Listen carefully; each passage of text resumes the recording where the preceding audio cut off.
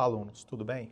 Sou o professor Ali Mohamed Jarra, aqui novamente mais um bloco de vídeo, sendo que o tema do bloco de hoje será arrecadação e recolhimento. Primeiro eu vou apresentar o conceito de arrecadação e de recolhimento. A arrecadação ocorre quando o contribuinte paga a contribuição social junto ao Estado, no caso representado pela Receita Federal do Brasil, por meio de pagamento em banco, em agência, né? Ou como ocorre nos últimos anos, na lotérica e principalmente home bank, né? Eu, particularmente, mesmo não lembro a última vez que eu fui no banco pagar um boleto ou pagar algum imposto ou tributo. Então, basicamente, hoje em dia, quase tudo home bank. Já o recolhimento ocorre no momento posterior, quando o banco, que é o agente arrecadador, repassa esse valor ao Tesouro Nacional. O dinheiro já está lá no banco, ele é repassado para o Tesouro Nacional. Esses são os conceitos de arrecadação e de recolhimento. Entretanto, para as provas de concurso, elas geralmente não têm muito conceito, não são tão conceituais. Geralmente elas acabam confundindo um conceito com outro. Então, para a prova, considere válida a seguinte igualdade. Recolhimento igual a arrecadação.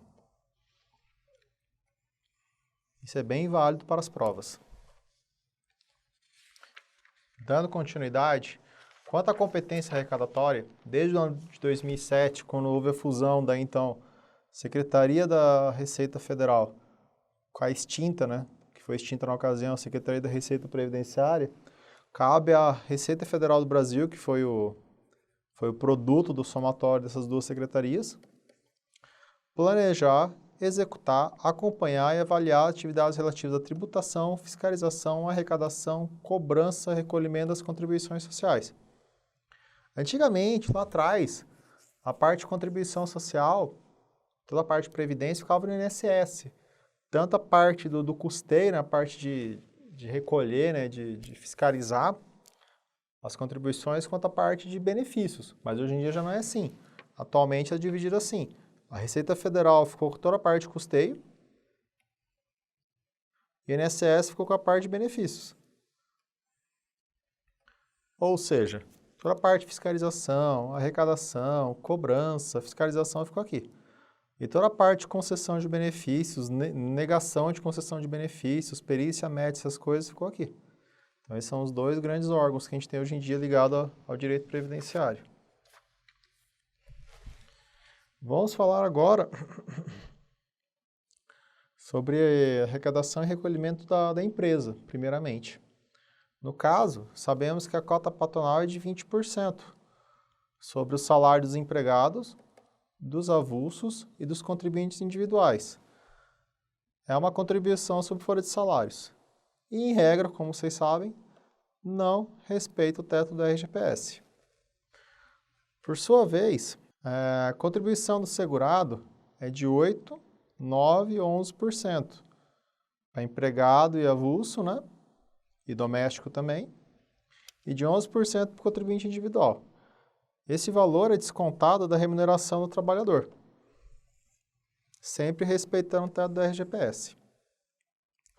É 11% por quê? Porque o contribuinte individual que trabalha em empresa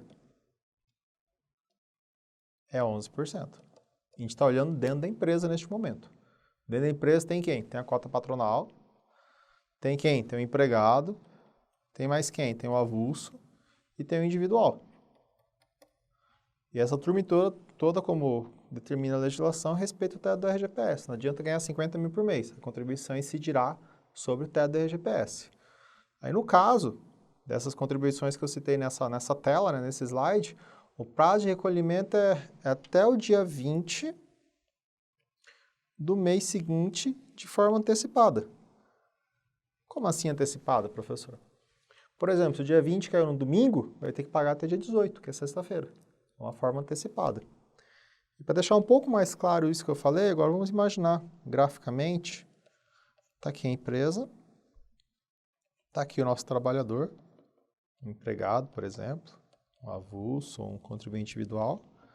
E aqui está a Receita Federal. No caso, tem que tirar do seu próprio bolso a empresa a cota patronal de 20% do salário do cara. E ainda tem que fazer o desconto do segurado de 11% vezes o salário do indivíduo, respeitando o teto. Descontando esses 11%, poderia ser 8, 9, mas no exemplo eu coloquei 11, 89% vai para ele.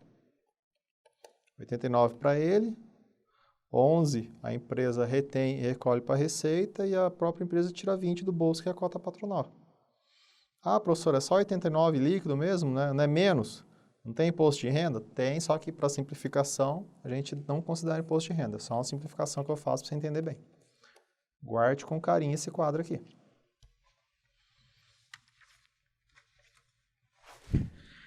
A empresa contrata uma cooperativa de trabalho e paga o valor contratado 100%, mais 15% de contribuição social. Por sua vez, a cooperativa de trabalho não tem nenhum ônus previdenciário. Ou seja, estamos diante de uma substituição. Poxa, professor, a cooperativa de trabalho não paga nada quando é contratada pela empresa? Não. Como é que funciona? Funciona assim. A gente tem a nossa empresa.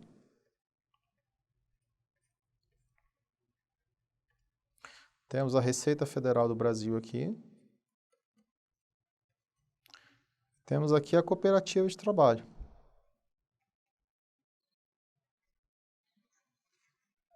Essa manda o pessoal para cá. Por sua vez, a empresa paga 100% do valor pedido para a cooperativa e recolhe para a Receita mais 15%. Ou seja, a empresa está com ônus de 115%. Já a cooperativa de trabalho está com ônus zero. Pode parecer absurdo, mas é o que determina a legislação.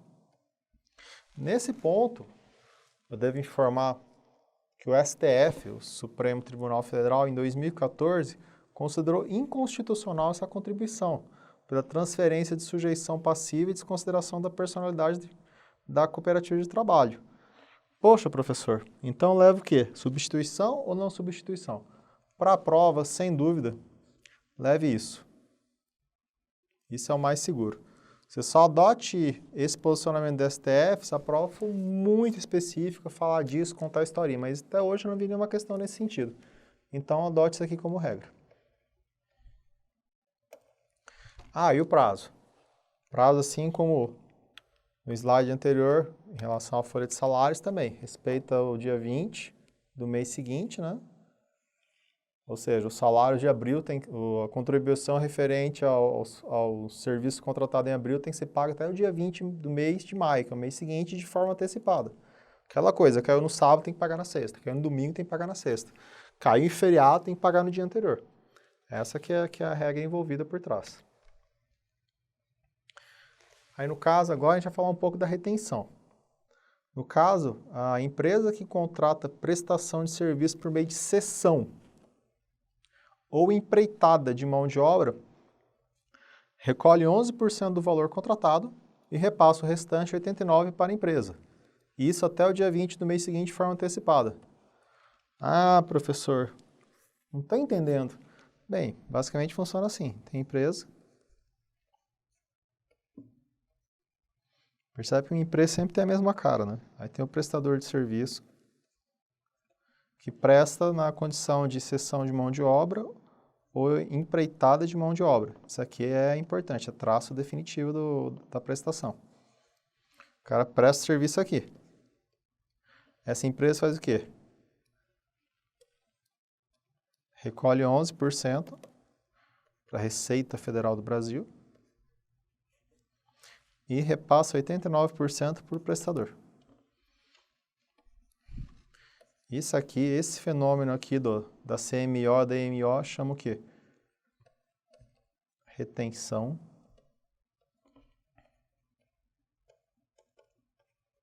previdenciária.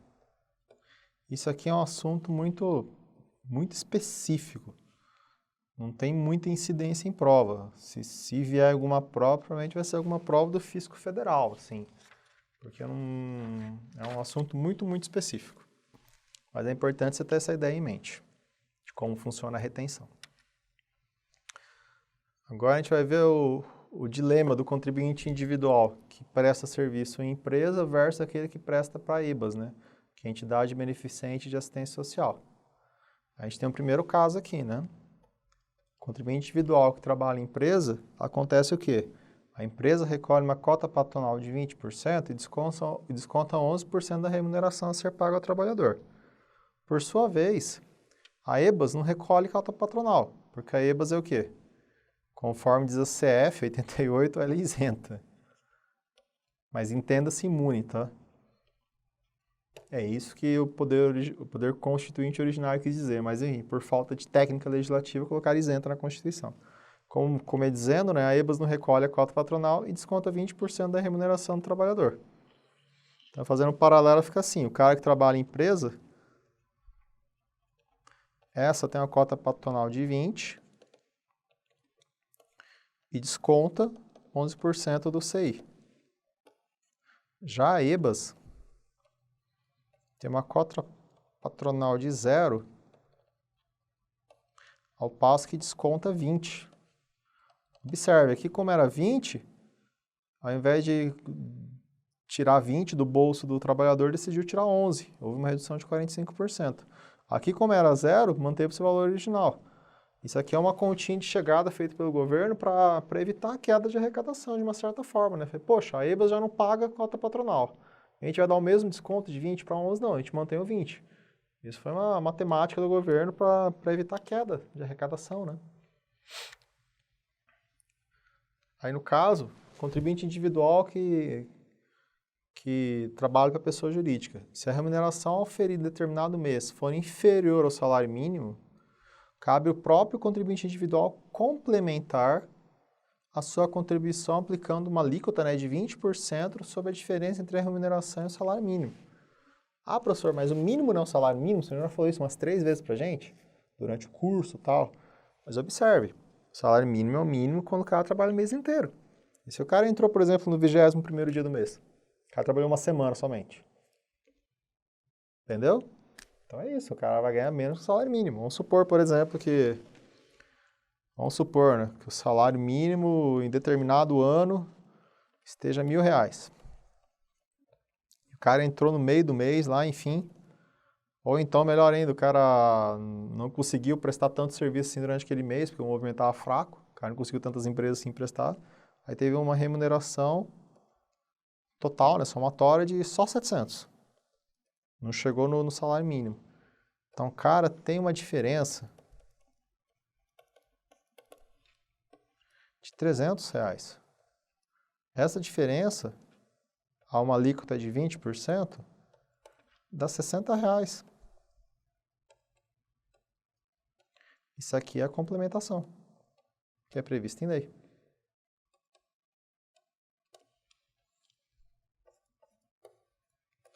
Certinho, é isso aqui. Essa é a ideia por trás do dispositivo legal.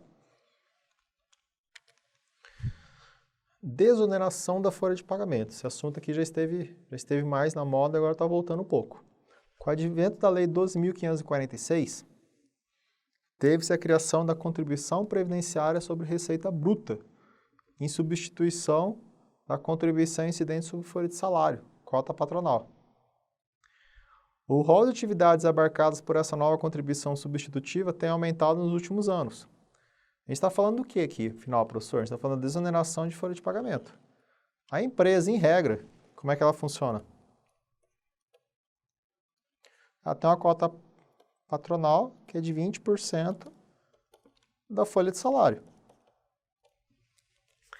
Mas se ela se enquadrar dentro de uma determinada atividade prevista nessa lei aqui, 12.546 e seus decretos regulamentares, ao invés disso, a empresa vai pagar o quê? Vai pagar um percentual, que é geralmente 1 ou 2%, vezes a receita bruta.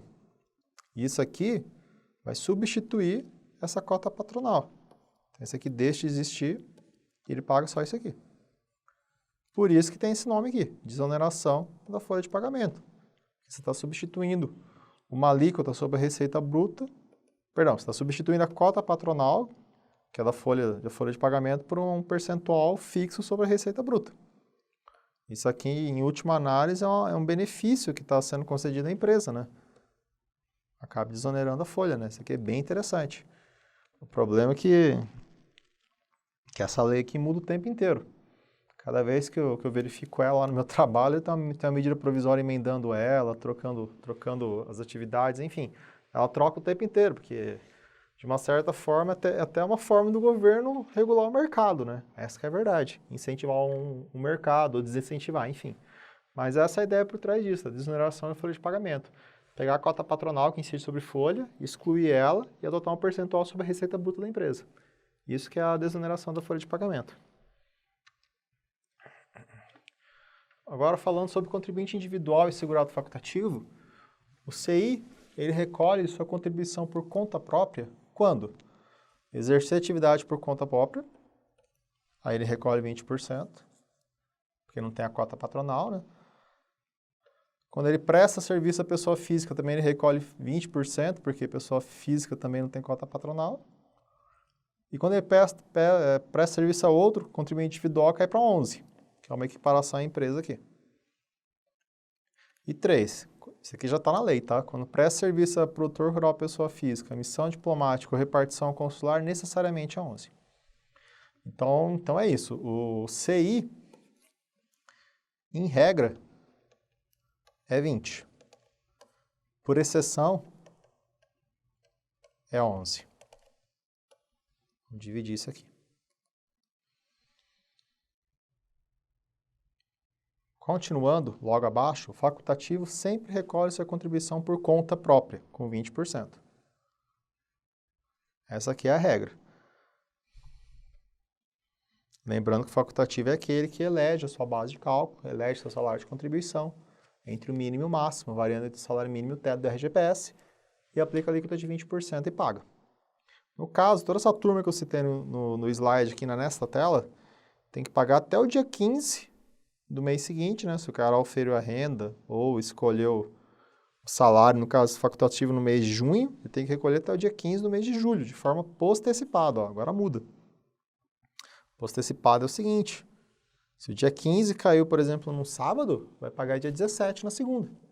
Se o dia 15 caiu num dia de feriado, no meio da semana, vai pagar no dia seguinte, dia 16. Postecipado é isso, é diferente de antecipado.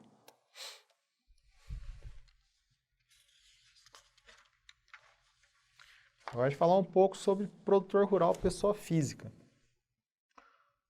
Sendo que tais regras aqui também servem para o segurado especial. A empresa adquirente que compra, né, a produção rural do produtor rural pessoa física, ela deve reter e recolher a contribuição social de 2,1%, lembrando que é 2% de contribuição e 0,1% de GILRAT, devida pelo produtor. Ou seja, quem compra, recolhe no nome de quem vende. Isso chama-se subrogação. Olha o exemplozinho aqui, ó. A empresa A adquire 100 mil em produção rural do produtor rural pessoa física B. Neste caso, a empresa que comprou retém 2.100 de contribuição e paga ao produtor rural o valor de 97.900. Ou seja, acontece isso, né? Empresa A.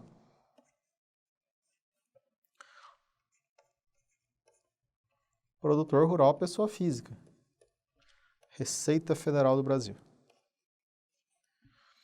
E, neste caso, acontece o quê? A empresa passa para ele 97,9% que era devido e retém e recolhe o nome dele 2,1%. Isso aqui, esse serviço que a empresa tem de tirar o valor devido pelo produtor e passar pela receita, chama-se subrogação. Ou seja, o comprador está se responsabilizando em reter e recolher o que era devido pelo vendedor. Basicamente é isso.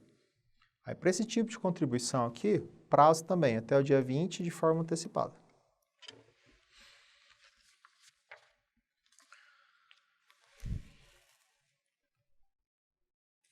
Ah, só para constar. Subrogação é a regra. Agora a gente vai ver as exceções quando ela não ocorre. O produtor rural, pessoa física e o segurado especial devem recolher diretamente, ou seja, sem subrogar para ninguém, a contribuição de 2,1, sem subrogação para o adquirente, quando venderem a produção rural para quem está no exterior, de forma direta no varejo, ou seja, para o consumidor final, para outro produtor rural ou segurado especial. Nessas três hipóteses aqui, é sem subrogação. Pô, como é que fica o gráfico disso, professor? Fica o seguinte, tem o adquirente, tem aqui o nosso estimado produtor rural pessoa física, temos aqui gloriosa Receita Federal do Brasil. Aí no caso adquirente, paga 100% do que o cara pediu. E esse, 2,1 para a receita. Isso aqui é exceção. E ocorre só quando o adquirente for, no caso, 1, 2 ou 3, né? Que é 1, 2 ou 3. Olha como é que era o anterior. O cara paga já o valor líquido para o produtor rural, 97,9, e retém 2,1. Essa aqui é a regra. Aí sem subrogação, o cara acontece o quê? O adquirente paga 100% e esse tem que pagar para a receita. Isso aqui acontece nesses três casos aqui. E da mesma forma que foi mostrado anteriormente, o prazo para recolhimento dessa contribuição é até o dia 20 do mês seguinte, de forma antecipada. Caiu no sábado, paga-se na sexta. Produtor rural, pessoa jurídica. Pessoa jurídica é equiparado à empresa. Não é equiparado, mas tem traços de empresa. Sempre deve recolher diretamente a contribuição de 2,6, sendo 2,5 para a Seguridade Social e 0,1 de GILRAT, sobre a venda de sua produção, ou seja, não importa para quem vender. Produtor rural, pessoa jurídica, não conhece a figura da subrogação. Isso tem que ficar claro. Eu coloquei aqui equiparado à empresa, mas ele é bem equiparado, tipo, ele tem traços de empresa. Da mesma forma do produtor rural, pessoa física, recolhe-se até o dia 20 do mês seguinte, de forma antecipada. Espetáculos desportivos. A entidade promotora deve recolher a contribuição social de 5% sobre a receita bruta, 5%, sobre a receita bruta do evento, até 2 dias úteis após a realização do espetáculo. É isso aí, não tem muito que acrescentar quanto a isso. Agora eu vou falar de uma figura famosíssima agora. Vamos falar do empregador doméstico. O empregador doméstico deve recolher uma cota patronal de 8,8, né? Que seria 8% de contribuição previdenciária propriamente dita, e 0,8% de SAT. A lei chama assim a Lei Complementar 150, que é a Lei das Empregadas Domésticas, mas para mim eu compreendo que é um GILRAT, né? Que é a nomenclatura correta, né? Sobre a remuneração paga ao empregado doméstico. Não posso deixar de marcar isso aqui em vermelho, né? Em negrito, né? Que essa é a única cota patronal que respeita o teto do RGPS. Ou seja, né? Pirando na ideia que alguém contrata uma empregada doméstica e pague 25 mil reais para ela, ou 30 mil que seja, não importa o valor, a cota patronal vai respeitar o teto. E isso tem que ficar bem claro para vocês. É a única cota patronal que respeita. Se ela fosse uma empregada normal, a empregada paga 20% sobre aqueles 25 mil. Isso tem que ficar claro para vocês. E além dessa obrigação de recolher a cota patronal, o empregador doméstico deve reter e recolher a contribuição devida pelo empregado doméstico de 8%, 9% ou 11% a depender do salário dele. E o prazo agora mudou. Mudou em 2015, com a Lei Complementar 150, até o dia 7 do mês seguinte, de forma postecipada. Então funciona assim. Aqui está o nosso empregador.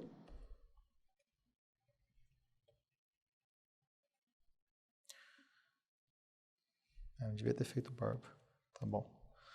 Aqui está a nossa empregada.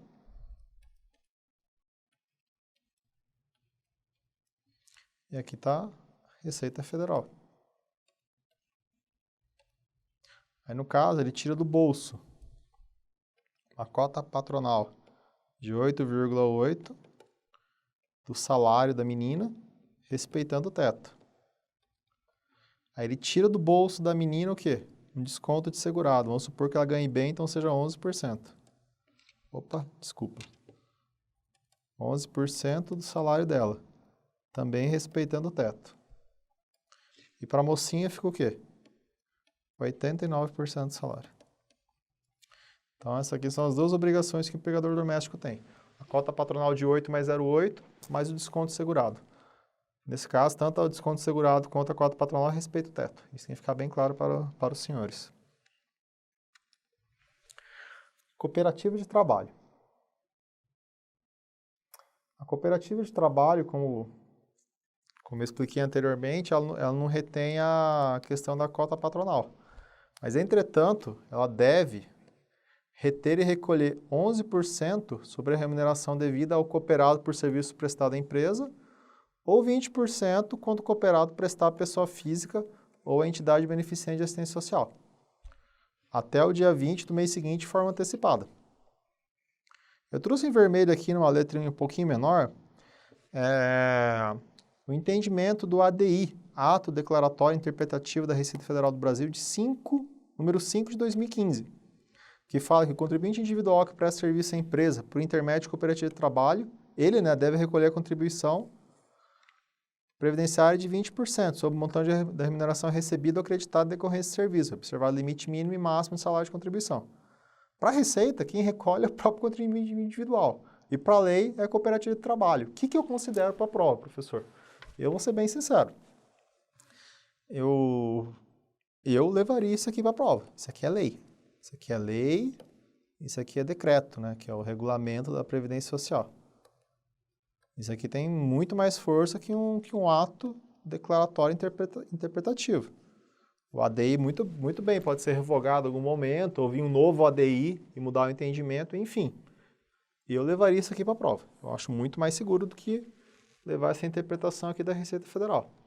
Em todo caso, se valor recolhido em função dos cooperados que prestam serviço à empresa, pessoa física ou EBAs, tem que ser até o dia 20 do mês seguinte de forma antecipada. Isso tem que ficar claro para os senhores. Vamos falar um pouco de gratificação natalina. Geralmente, as empresas dividem a gratificação natalina, que nada mais é do que um nome pomposo para o 13º salário, em duas parcelas.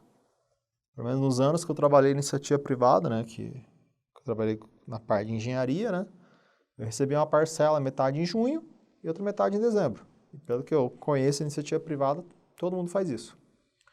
Entretanto, a empresa contratante, somente realizará o desconto da contribuição sobre o valor total da gratificação natalina do seu trabalhador, 8%, 9% ou 11%, no pagamento da última parcela em dezembro. Lembrando que isso aqui tem que ser feito até o dia 20 de dezembro de forma antecipada. Ou seja, dia 20 caiu no domingão, tem que pagar dia 18. Mas eu vou explicar um pouco melhor isso aqui. Imagine em junho. Imagine dezembro. Em junho, o cara recebeu o quê? Recebeu o salário mais meia parcela de gratificação natalina. Mas não teve desconto nenhum. Em dezembro, o cara recebeu o salário dele mais a outra metade da gratificação natalina menos a contribuição social sobre a gratificação natalina. Basicamente é isso. Gratificação natalina integral, tá? Por isso que eu falo, a empresa realizará o desconto da contribuição sobre o valor total no pagamento da última parcela.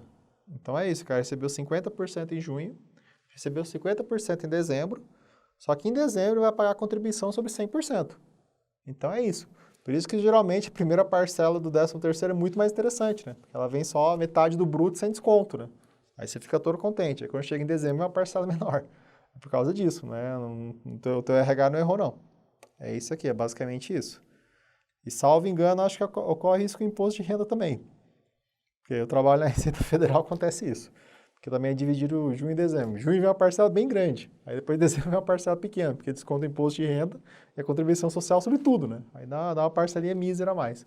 Por isso que a de junho é muito mais interessante, né? Pelo menos te faz rir um pouco mais. Bem, pessoal, eu vou dar uma pausa agora. A gente continua em breve. Obrigado pela atenção. Bons estudos. Grande abraço.